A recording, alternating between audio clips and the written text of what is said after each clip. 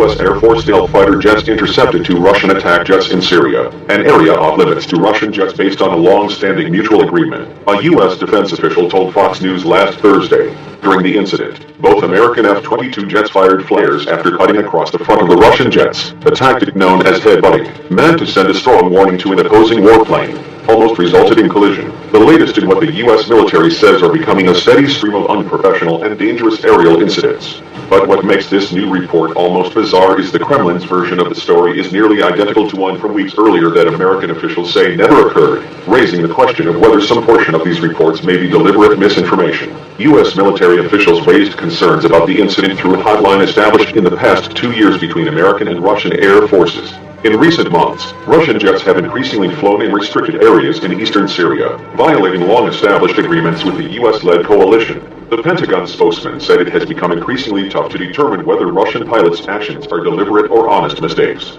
The coalition's greatest concern is that we could shoot down a Russian aircraft because its actions are seen as a threat to our air or ground forces, Payne told Fox News. The Russian Air Force has been supporting the Syrian government since sending dozens of fighter and attack aircraft to an air base near the Mediterranean Sea in September 2015. In June, a U.S. Navy F-18 Super Hornet shot down a Syrian fighter jet, the first time in 18 years the U.S. military has downed an enemy aircraft in air-to-air combat. The basic facts of the new Intercept, as much as both sides agree on them, are that a U.S. Air Force F-22 Raptor stealth fighter jammed itself in front of a pair of Russian Air Force SU-25 rockets near the Syrian city of Al-Mayadin. The American jet, cutting across the path of the Russian aircraft, dropped decoy flares and possibly chaffed in an attempt to get the Russians to change course, a tactic commonly known as headbutting, according to Fox News. Similar tactics, also referred to as thumping, have been used in the past by American fighters during similar incidents over Syria.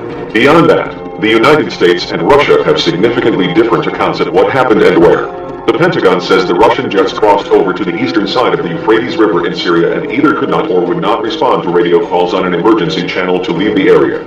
At present, the United States and Russia officially acknowledge the waterway as a deconfliction boundary between their respective activities in the country.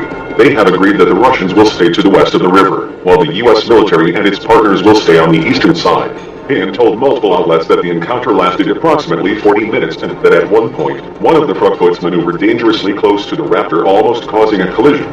He added that Russian aircraft violate the deconfliction line between 6 and 8 times a day on average, amounting to approximately 10% of their total sorties in Syria. Underscoring the issue, a Russian Su-35S flanker E-fighter jet reportedly crossed the boundary during the other intercept, while a second F-22 shadowed that aircraft's movement. The Russians deny this version of events. In its own statement, the Russian Ministry of Defense said that the Frogboats had been escorting a humanitarian convoy on the western side of the Euphrates. Kremlin says it was actually the F-22 that crossed the deconfliction line to harass its jets. A Russian Su-35 fighter jet, performing an air cover mission at an altitude of 10,000 meters, swiftly approached the F-22 from the rear, their statement added. The pilot reportedly succeeded in forcing the American aircraft to leave the area.